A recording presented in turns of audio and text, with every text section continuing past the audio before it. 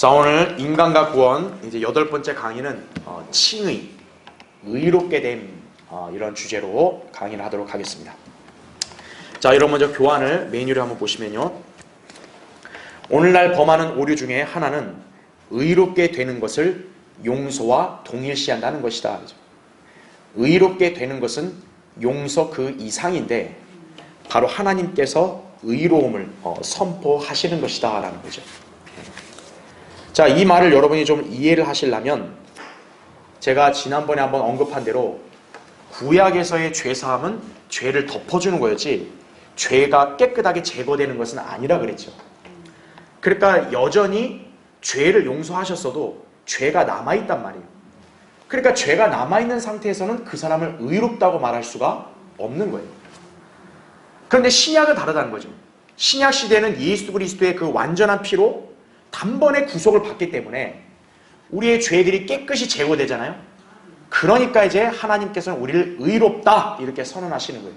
이제 너는 의로운 사람이다 이렇게 선언하신다는 얘기죠. 특히 여러분 이제 예수 그리스도가 성경에서는 하나님의 의라고 고린도서 5장 21절에 말씀하고 있죠. 그러니까 이 시대에 우리는 예수 그리스도를 나의 구주로 영접했기 때문에 구원받은 여러분 안에는 지금 누가 계시는 거죠? 예수 그리스도가 계시는 거죠. 예수 그리스도가 하나님의 의니까 여러분은 지금 하나님의 의를 지니고 있는 거예요. 그러니까 하나님께서 여러분을 의롭다고 선언을 하시는 거란 얘기죠. 그렇죠? 자, 이제 계속 보시면요. 인간을 구속함에 있어서 하나님의 문제는 죄에 따라 관용을 베풀거나 구실을 붙이지 않으시고 죄인을 정당화시켜주는 것이었다. 하나님은 거룩하시기에 그분의 심판에는 타협이 없고 죄를 가볍게 다루지 않으시는 분이다. 그래서 율법과 의는 모든 죄에 대한 대가로 죽음을 요구한 것이다 라는 거죠. 그러니까 이걸 좀 쉽게 설명을 드리면 뭐냐면 하나님은 거룩하시잖아요. 그러니까 거룩하다라는 것은 뭐냐면 불결한 것은 결코 용납을 하지 않는 거예요. 근데 문제는 우리 죄인들이 어떠냐 이거예요. 우리 죄인들은 아담의 타락으로 인해서 모두가 죄성을 지니고 태어났단 말이죠. 거룩함을 완전히 상실해버렸어요. 그러니까 하나님이 보실 때는 우리 인간들은 다 뭐냐면 당연히 죄인으로서 심판을 하시고 정죄하셔야 할 수밖에 없는 거예요. 그래서 하나님이 정하신 법인 율법은 어떤 거예요? 우리 죄인들을 정죄하는 거죠. 너 이러이러한 항목에 따라 너는 죄인이다 이거죠. 너는 이러이러한 항목에 따라 너는 죄인이다 이거죠. 죄에 대한 대가를 빨리 지불하라. 율법은 그렇게 요구를 하는 거예요. 자, 계속 밑에 보시면 인간 법정에서도 의인을 정당화하고 악인을 정죄한다 이거죠. 신명기 25장 1절에도 그렇게 나오죠. 이와 마찬가지로 하나님께서는 악인을 결코 정당화하지 않으신다라는 거죠. 그러니까 하나님이 우리 죄인들을 다 수용하셔야 되는데 그러려면 하나님이 결국 악이나 죄를 정당화시킬 수밖에 없는 거예요. 근데 하나님의 성품에서 그게 가능한가요? 불가능하다는 얘기죠. 자, 그래서 하나님께서도 악인을 정당화시키지 않는다 그죠. 예수님께서도 하나님 앞에 의롭다고 여기는 바리새인들을 책망하셨죠. 누가복음 16장 15절에 율법에서도 오직 행하는 자만이 의롭다고 기록하고 있다라는 거죠. 근데 문제는 뭐냐면 율법을 완벽하게 지킬 수 있는 인간이 이 세상에 있어요 없어요? 아무도 없다는 거죠. 그러니까 하나님의 입장에서는 일종의 딜레마에 빠지신 거죠. 내가 지은 이 피조물들을 어쨌든 내가 이렇게 사랑하고 받아줘야 되는데 근데 피조물들이 다 불결하고 악한 죄인들이다 이거죠. 하나님의 성품에서는 거룩하기 때문에 죄와 함께할 수 없단 말이에요. 그럼 어떻게 해야 되냐 이거예요 인간들을. 그래서 그 밑에 보세요. 삼위일체 하나님과 직면한 질문. 어떻게 인간이 율법을 완전히 지킬 수 있겠는가 이거죠. 이걸 달리 말한다면 어떻게 인간이 완벽하게 의로워질 수 있냐 이거예요. 인간의 죄들이 어떻게 없어질 수 있냐 이거예요. 자비로우신 하나님께서는 죄인들을 구원에 이루고자 하는 사랑을 갈망하셨다 이거죠.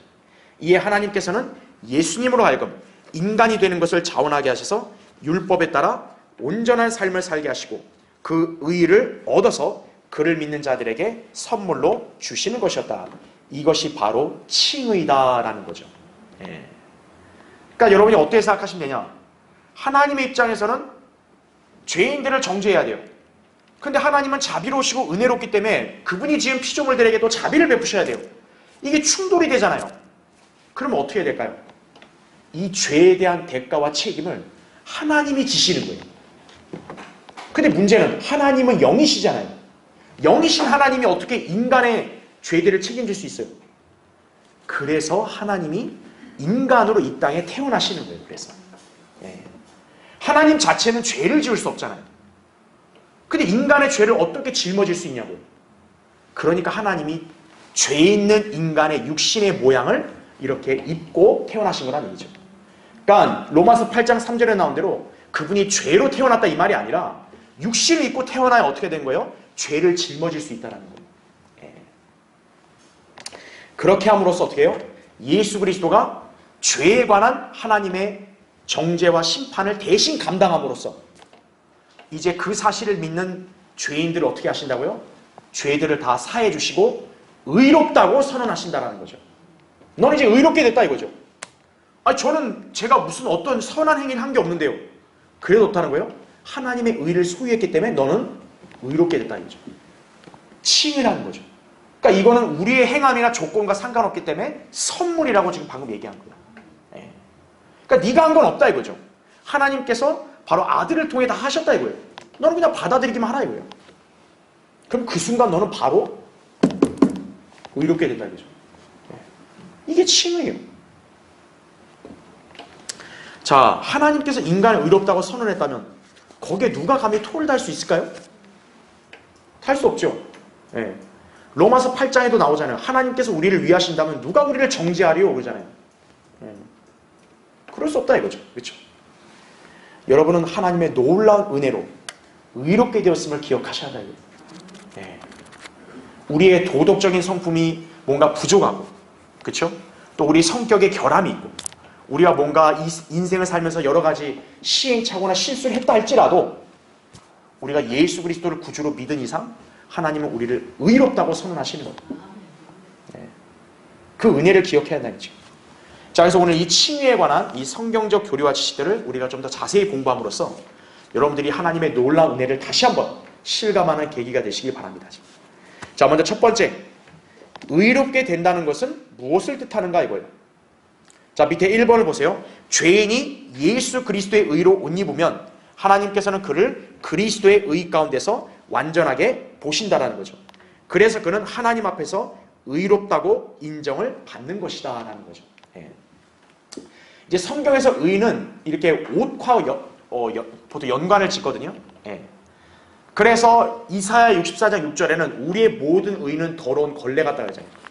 그러니까 우리의 의는 마치 뭐냐면 누더기를 걸친 옷과 똑같은 거예요. 그러니까 그거는 결국 깨끗할 수 없는 거죠. 그렇죠? 그러나 하나님의 의, 예수 그리스도를 믿으면 어떤 거예요? 우리는 의를 옷 입은 것이. 그러니까 하나님이 인정해 주신 거죠. 너 이제 깨끗하구나 이거. 자, 2번 보세요. 의롭게 되는 것은 하나님의 법칙이다.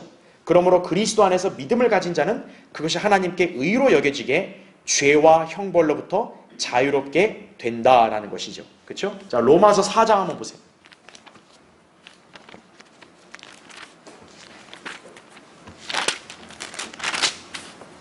자, 로마서 4장 거기 3절부터 제가 5절까지 읽겠습니다. 성경이 무엇이라고 말하고 있느냐? 아브라함이 하나님을 믿었더니 그것이 그에게 의로 여겨졌느니라 이렇게 말하고 있죠. 4절, 이제 일하는 사람에게는 그 보수가 은혜로 여겨지지 않고 빚으로 여겨지지만 이거죠. 여러분, 우리의 노력이나 행위는 어때요? 대가를 당연히 요구하기 마련이잖아요. 그렇죠? 만약에 우리의 행함이나 어떤 우리의 공로나 어떤 우리가 무언가를 대가를 지불해서 우리가 구원을 받은 거라면 그건 은혜라고 할 수 있어 없어요? 없다는 거죠.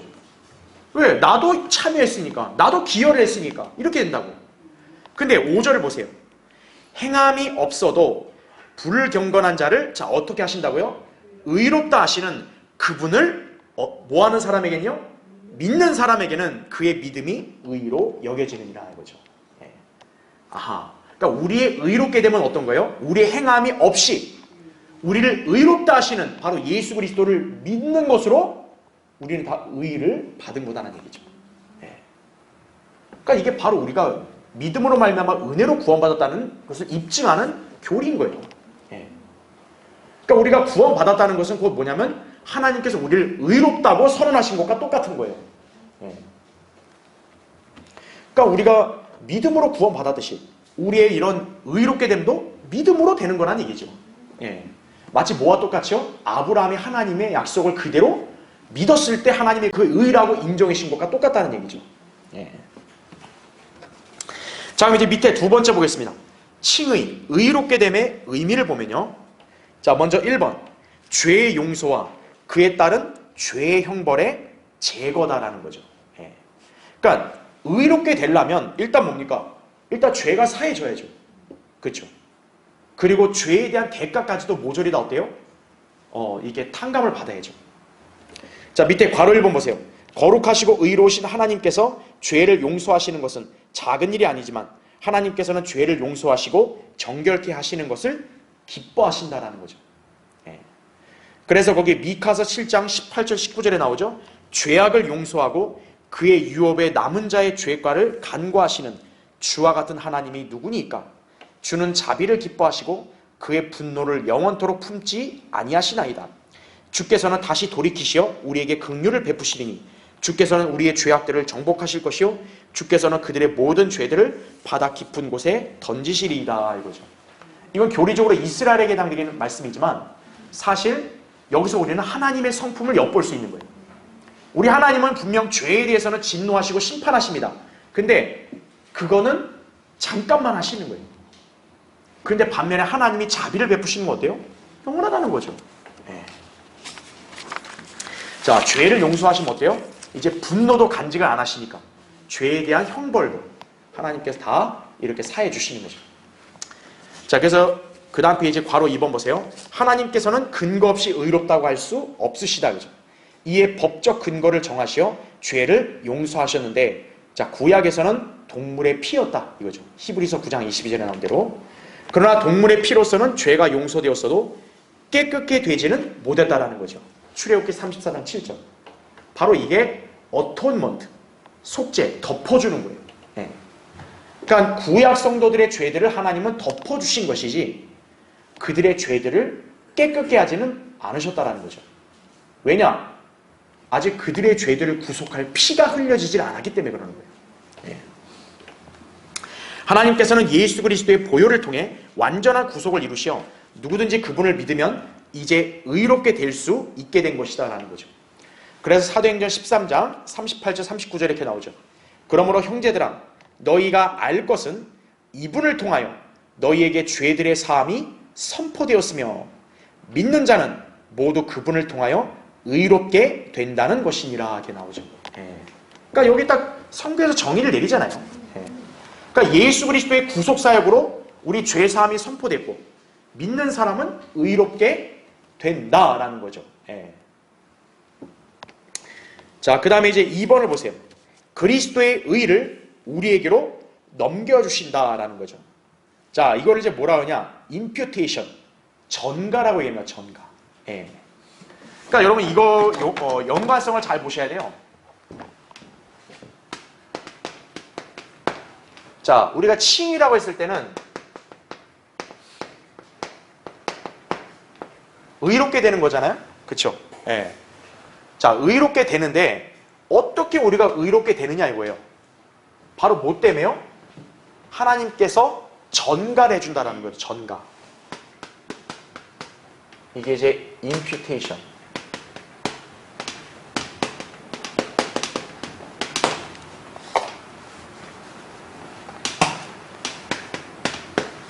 전가는 뭐예요? 떠넘기는 거죠. 예. 그러니까 이 전가에 대한 제가 예를 하나 든 게 바로 그거잖아요. 자, 어떤 인생 장부가 있어요. 여기에 한 죄인의 그 인생 장부가 있는데 이 죄인의 인생 장부에 보면 얼마나 많은 불결하고 더러운 의들이 이렇게 죄악들이 많겠어요. 그렇죠? 이 죄들. 그렇죠? 이 사람의 이름이 적힌 제목을 딱 넘겨보니까 책장을 넘기면서 쫙 책들을 보니까 죄다 행적이 다 뭐예요? 더러워요 다. 근데 반면에 여기에 하나의 인생 장부가 있어요. 자, 예수님이죠. 예수님의 인생 담은 어때요? 깨끗합니다. 아주 그냥 의 자체예요. 그렇죠? 자, 그러면 어떻게 하냐? 하나님께서는 이 죄인의 그런 더러운 행실들이 기록되어 있는 책 있죠. 이 책 맨 앞에 제목, 바로 이 사람의 이름이 등재된 제목을 어떻게 하는 거예요? 떼시고, 반면에 여기 예수님이란 이름이 적힌 이 책장 제목을 어때요? 떼서 둘을 바꾸는 거예요. 바꾸면 어떻게 되겠어요? 이 죄인의, 그렇죠? 죄인의 모든 더러운 행실은 예수님께 되는 거고, 예수님의 완벽한 의는 누구께 되는 거예요? 죄인께 되는 거죠. 이게 바로 전가라고요. 예. 그러니까 어떻게 된 거예요? 너는 이제 의롭다. 이렇게 얘기하시는 거예요. 예. 바로 갈보리 십자가를 통해서 어떻게 하는 거예요? 예수님께서는 하나님의 의신 그분이 그들에게 주어지고, 또 그들의 모든 죄들은 예수 그리스도께 짊어지게 해서 십자가의 구속으로 다 그것을 제거하신 거죠. 이게 전가라고, 임퓨테이션. 예. 그러니까 하나님의 입장에서는 뭡니까? 이게 엄청난 희생인 거죠. 예수 그리스도 입장에서는요, 이것만큼 부당한 그런 희생이 없는 거예요. 그렇죠? 그러나 예수 그리스도는 어떤 거예요? 그거를 자원해서 순종하셨다라는 거죠. 예. 바로 전가. 그래서 칭이 의롭게 됐다. 여러분 이 관계를 잘 아셔야 돼요. 그래서 이제 영어로 이제 justification인데요. 의롭게 됐다. 예. 그러니까 이제 신학적인 용어는 칭이라고 얘기하는 거예요. 또 전가라고 얘기하고. 그러니까 여러분이 이 용어가 좀 약간 생소하고 딱딱할 수 있는데 의미를 이렇게 이해하시면 되는 거예요. 아하, 하나님께서 나의 불견한 모든 그런 걸레와 같은 의를 예수 그리스도께 지우셨고, 예수 그리스도에 있는 완벽한 의를 나에게 주셨다라는 거죠. 예, 이게 전가다. 이렇게 이해하시면 됩니다. 자, 그래서 거기 괄호 1번 제가 이제 설명한 것들이 요약을 했는데, 전가하는 것은 누군가에게 무엇을 넘겨주는 것을 말한다. 전가를 통하여 죄인은 그리스도의 의를 부여받았고 예수 그리스도께서는 죄인의 죄들을 받은 것이다. 그래서 서로의 의와 불의가 교체된 것이다. 이거죠. 이게 전가예요. 그 다음에 괄호 2번. 하나님께서는 우리가 쌓은 죄와 지옥의 형벌을 하나님의 아들에게로 돌리셨다. 이것이 전가다는 거죠. 그래서 이걸 입증하는 구절이 고린도서 5장 21절이에요. 그래서 여러분 교환에 기재되어 있는 걸 보시면 하나님께서 죄를 알지도 못하는 그를 이랬죠. 예수 그리스도를 가리키는 거죠. 우리를 위하여 뭐로 삼으셨대요? 죄로 삼으신 것은 우리로 하여금 그 안에서 하나님의 의가 되게 하려 하심이라는 거죠. 그러니까 여러분이 여기서 잘 유념해야 될 게 뭐냐?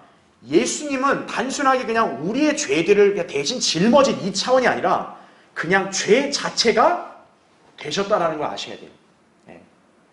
그러니까 하나님께서는 예수님을 완전히 십자가에서만큼 어떤 거예요? 마귀처럼 죄의 화신이 되게 하신 거예요. 그래서 인류에게 내려진 죄의 저주와 심판을 완전히 처리할 수 있도록 하신 거란 얘기죠. 예. 그래서 예수님이 뭐라고 말씀한 거예요? 모세가 광야에서 뱀을 들어 올렸다 그러잖아요. 장대 노뱀을 달아 들려 올렸죠. 그래서 당시 이스라엘 백성이 그걸 쳐다보면 어때요? 살았죠. 그 노뱀을 누구라고 지금 말씀했어요? 예수님이? 자신이다 이거예요. 나도 그렇게 들려 올려진다라는 거죠. 즉 예수님이 들려 올려지는 사건이 뭡니까? 바로 십자가 사건인 거죠. 십자가에서 매달릴 때는 뭐예요? 예수님이 장대에 달린 노뱀처럼 뱀이 되셨다는 거예요. 죄의 화신이 되셨다는 거예요.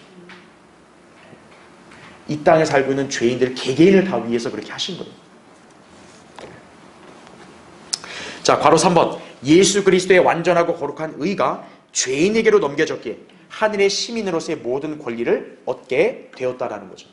그래서 로마서 3장 22절에는 곧 하나님의 의는 예수 그리스도를 믿음으로 인한 것으로 모든 자와 믿는 모든 자에게 미치나니 차별이 없느니라 이렇게 말씀하죠. 예. 그러니까 우리는 이 구절을 통해서 이 칼빈주의의 교리가 얼마나 이렇게 사악한 이단 교리인지를 알 수 있는 거예요. 그들은 이렇게 가르치죠. 예수 그리스도의 구속이 선택받은 사람들에게만 해당된다고. 그게 이제 제한적 속죄 아니겠어요? 예. 아니라고요. 하나님의 의는 예수 그리스도를 믿음으로 인해서 믿는 자 모든 자에게 다 미친다 이거죠. 그러면 결정적인 차이는 뭐예요? 그분을 믿느냐 믿지 않느냐는 자기 결정에 달린 거죠. 그렇죠. 예, 자기 선택에 달린 거죠. 그러니까 칼빈주의자들은 그것만 봐도 성경을 엉터리로 해석하는 집단이라는 걸 우리가 단번에 알 수 있는 거예요. 예. 자, 이제 세 번째 보겠습니다. 의롭다함을 받는 조건, 우리가 당연히 알죠? 믿음입니다. 자, 1번을 보시면 죄인이 어떻게 의의 선물을 받을 수 있는가에 대한 답은 성경에서 주 예수 그리스도를 구세주와 주로 믿으면 된다고 말씀하신다라는 거죠. 갈라디아서 2장 16절에 사람이 율법의 행위로 의롭게 되는 것이 아니요 예수 그리스도를 믿음으로 인하여 되는 줄 알고 우리도 예수 그리스도를 믿었나니 이는 우리가 율법의 행위로서가 아니라 그리스도를 믿음으로 인하여 의로워지고자 함이라 이렇게 말씀하는 거죠. 네. 행위 구원이라는 게 어디 있어요? 그렇죠. 네. 아, 교회 몇십 년 출석하고 무슨 선한 행위를 해서 구원받는다 그런 게 어디 있어요? 네. 나오잖아요. 행위로 의롭게 되는 게 아니다 이거예요. 예수 그리스도를 믿음으로 인하여 의로워진다라는 거죠. 네. 아니 이렇게 명확하고 또 직접적으로 기록되어 있는 말씀이 있는데도 불구하고 왜 이렇게 행위나 아니면은 무슨 성령 체험이나 그죠? 무슨 세례나 침례나 뭐 이런 걸 얘기하는 거예요 자꾸. 그죠? 그런 걸 백날 해봐야 하나님은 그 사람한테 의롭다는 선언을 하신 적이 없어요. 너는 더럽다 이거예요. 더럽다. 야, 제가 3, 40년 내 한평생을 내가 번 돈 남한테 다 기부하고 하는데요. 더럽다 이거예요. 더럽다.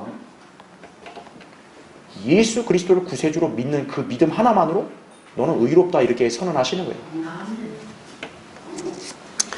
자, 그래서 2번 인간으로서 최상의 것은 예수 그리스도 안에서 믿음으로 구원받아야 하는 것이며 사악한 죄인도 똑같은 방법으로 의롭게 될 수 있다라는 거죠.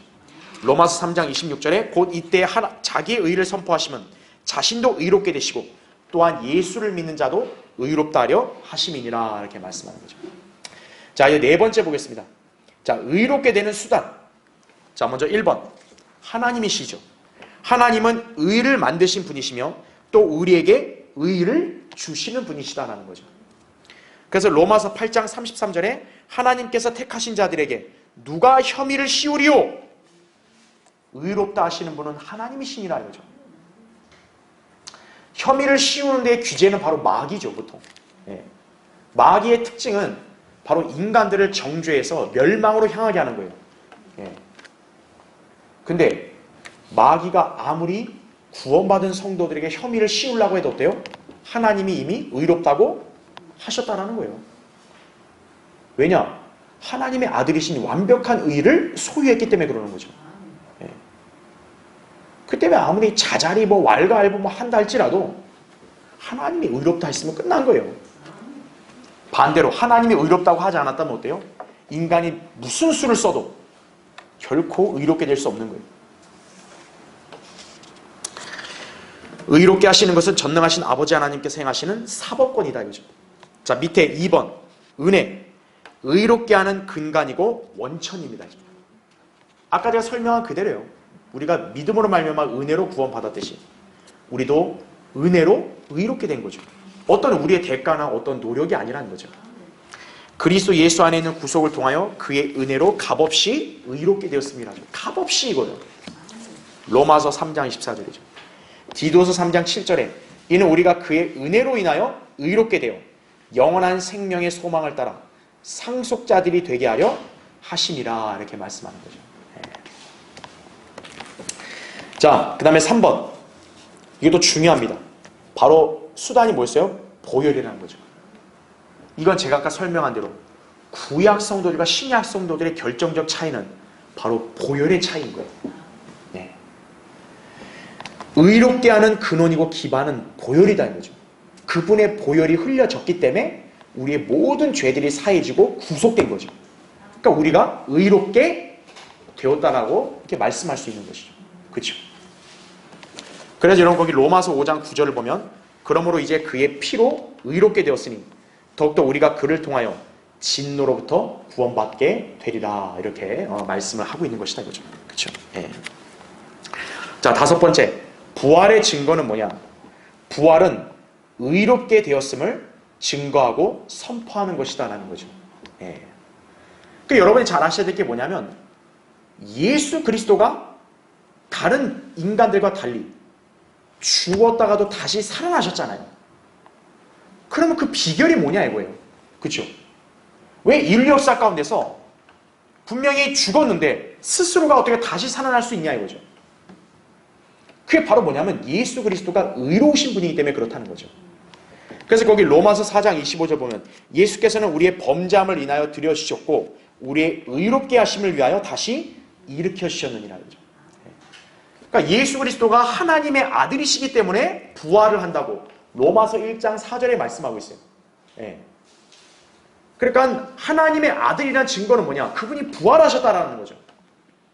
그러니까 그분이 부활하신 것은 곧 그분을 믿는 사람들을 의롭게 하시기 위함이다라는 거죠. 예.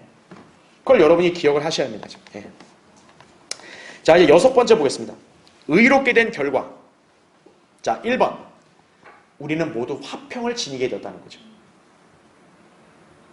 여러분, 법적인 문제에 연루된 사람이 이제 제일 안심하고 평안할 때가 언제겠어요?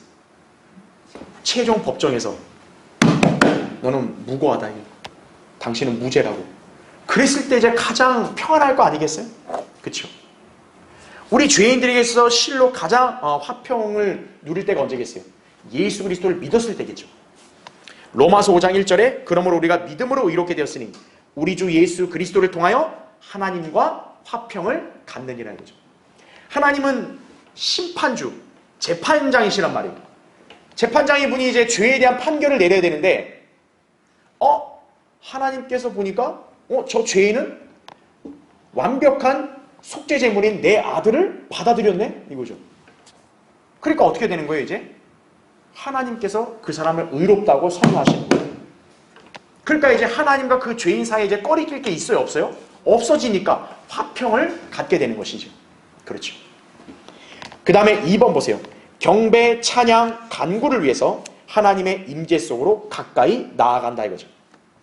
로마서 5장 2절에는 또 그분으로 인하여 우리가 서 있는 이 은혜 안에 믿음으로 나아가며 하나님의 영광의 소망 안에서 즐거워하느니라 이렇게 말씀하죠.